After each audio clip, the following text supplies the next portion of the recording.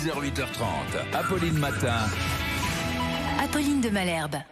Il est 7h10 sur RMC et RMC Découverte. En Angleterre, il est 1 heure de moins, mais c'est le grand jour. Non pas pour le Brexit, on a compris que de ce côté-là, les négociations étaient au point mort, mais justement, c'est peut-être pour ça que du côté des vaccins, en revanche, ça accélère. La Grande-Bretagne, qui est le premier pays européen à se faire vacciner, et ça commence aujourd'hui. Martin Cadoret, vous êtes sur place avec Florian Chevalet pour RMC. Comment ça va se passer cette première journée de vaccination ? Alors, il n'y aura pas de longue file d'attente pour ce fameux V-Day. Toutes les personnes concernées, elles ont été prévenues en amont. Elles ont normalement un rendez-vous pour la première injection. La deuxième, pour rappel, elle a lieu 21 jours plus tard. D'ailleurs, tout semble très secret. On est ce matin à l'un des 50 hôpitaux d'Angleterre qui a reçu le vaccin. Et à l'entrée du bâtiment, il n'y a pas d'affiche, il n'y a pas d'indication. Il n'y a rien qui trahit la présence de ces tests. Alors qu'en fait, c'est ici toute la journée que toutes les personnes prioritaires de cette première phase vont se croiser. Donc, pour rappel, ce sont les personnes âgées de plus de 80 ans, les soignants en première ligne et ceux qui travaillent en maison de retraite. Les résidents sont aussi prioritaires, mais ils ne devraient pas recevoir les toutes premières injections. Il reste encore des défis logistiques à résoudre parce que ce vaccin de Pfizer, on en a beaucoup parlé, il peut être stocké que dans des conditions bien particulières. Et qu'est-ce qu'ils en pensent, les gens sur place, de ce vaccin ? Est-ce qu'ils sont aussi sceptiques qu'ici ? Oui, pour vous donner une idée, hier, la chaîne anglaise Sky News a sorti un sondage évocateur. 1 Britannique sur 5 ne compte pas se faire vacciner. Les avis divergent, c'est un peu ce qu'on pouvait constater à Londres hier.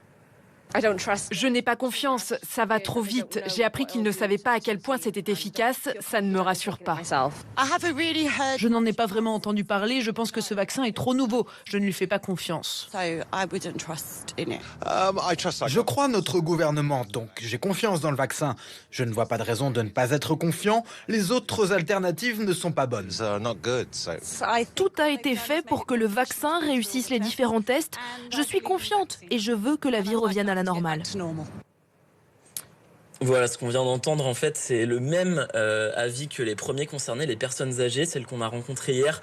Elles sont unanimes, elles nous l'ont dit, on est heureux que cette campagne soit lancée si rapidement, même si pour l'instant, tout le monde n'a pas encore reçu son rendez-vous. Un vaccin donc sur rendez-vous, effectivement, et pas spontané. En fait, l'enjeu, comme en France, c'est de réussir à convaincre la population.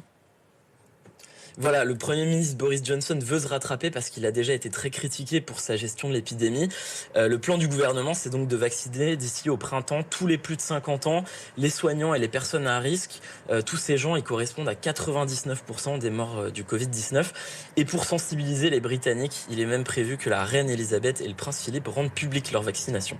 Rien de tel, effectivement, que la reine qui se fasse vacciner pour donner un peu confiance aux Anglais. Merci beaucoup, Martin Cadoret et Florian Chevalet, qui êtes tous les deux sur place pour RMC.